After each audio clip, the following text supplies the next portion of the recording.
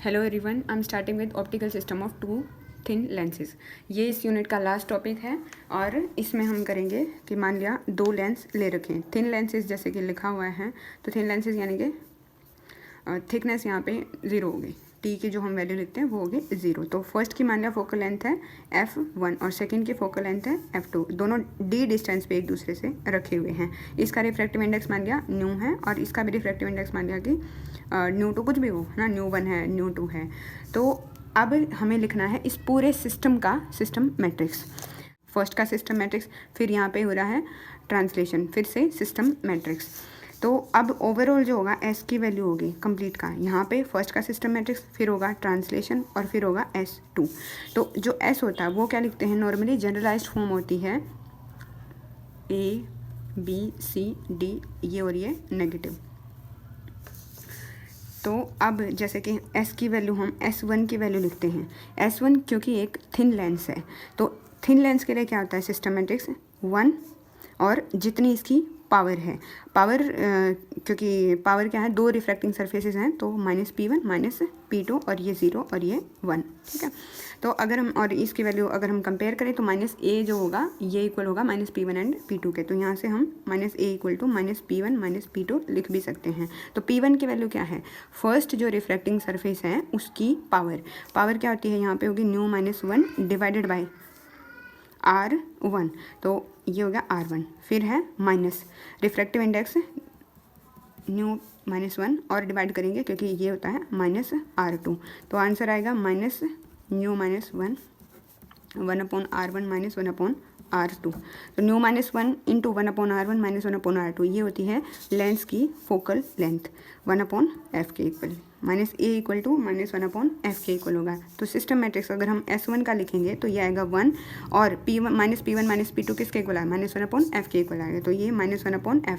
अब focal length कितनी है इसकी, f1 है, f1 0 और 1। सिमिलरली हम S2 लिखेंगे। S2 क्या है, focal length -1/ focal length 0 and 1। Translation, जो ट्रांसलेशन मैट्रिक्स है उसकी वैल्यू होती है 1 0, जितनी डिस्टेंस ट्रैवल करेगी लाइट, कितनी डिस्टेंस है, ये है D। रिफ्रैक्टिव इंडेक्स, क्योंकि अगर ये एयर है इनके बीच में तो यहाँ पे रिफ्रैक्टिव इंडेक्स की वैल्यू क्या हो जाएगी, 1 हो जाएगी। वैसे नॉर्मली क्या होता है D डिवाइडेड बाई न्यू और ये होता है 1। तो अगर न्यू की वैल्यू 1 है, 1 0 और D ये होगा 1। अब S की वैल्यू है S1, फिर है T, फिर है S2। तो S1 है 1 -1/f1 0 1, T की वैल्यू है 1 0 D 1, S2 की वैल्यू है 1 -1/f2 0 एंड 1। तो ये आ जाएगा 1 -1/f1 0 1। मल्टीप्लाई करना है इसको, फर्स्ट रो को हम फर्स्ट कॉलम के साथ मल्टीप्लाई करेंगे, 1 × 1 0 × 0, तो 1। सेकेंड के साथ करेंगे -1/f2, फिर ये 0।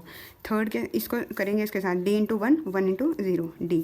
फिर अब कैलकुलेशन करेंगे इसको और इसको मल्टीप्लाई करेंगे, तो डायरेक्टली मैं यहाँ से आंसर लिख रही हूँ। S की वैल्यू आ गई 1 - D divided by f1 -1/f1 1, ये होती है। तो ये A है ना, A की वैल्यू कितनी आ गई, -A equal to -1/f1 plus D divided by f1 f2 -1/f2। तो ये क्या है, जो A होता है ये होता है 1/f के इक्वल, तो ये है -1/f। f की 1/f इक्वल टू आ गया 1/f1 - D divided by f1 f2 plus 1/f2।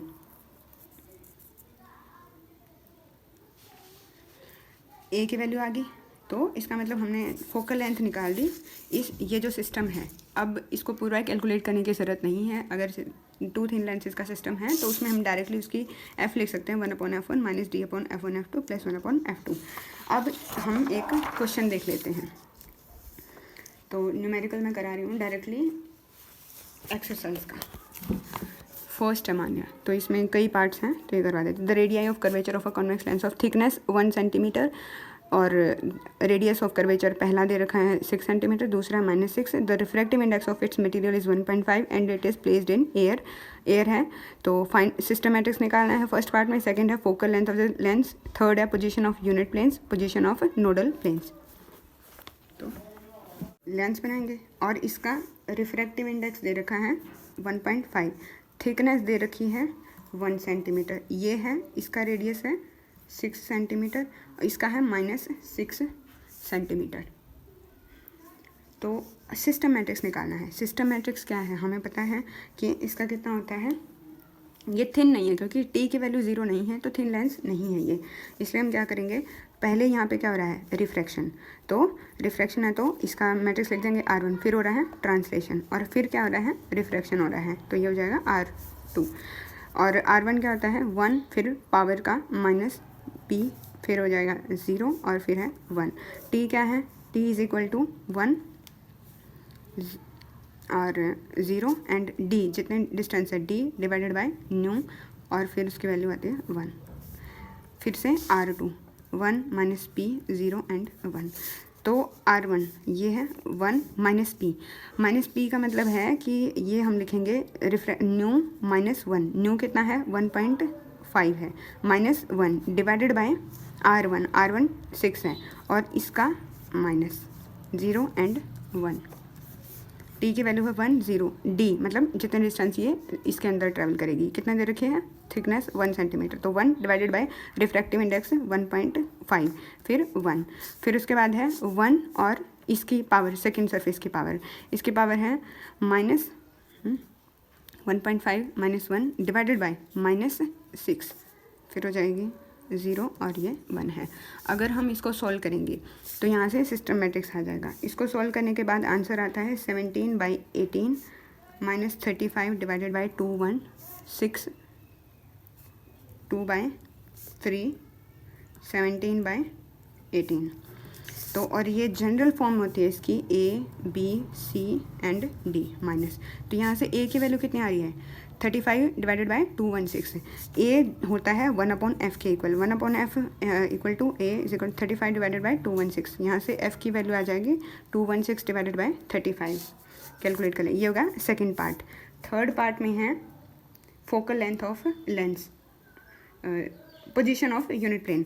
तो यूनिट प्लेन जो होते हैं, यूनिट प्लेन में जो यूनिट प्लेन यानी कि एक ऑब्जेक्ट साइड पे और दूसरा है इमेज साइड पे। ऑब्जेक्ट साइड पे इसकी वैल्यू होगी DU1, ये है T divided by 2 into refractive index approximately.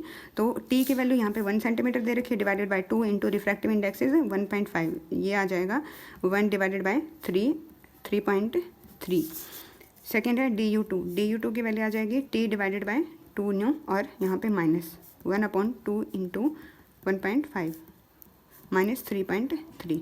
इसी तरीके से फॉर्मूला लगा के पोजीशन ऑफ नोडल प्लेन भी हम निकाल सकते हैं। Thank you.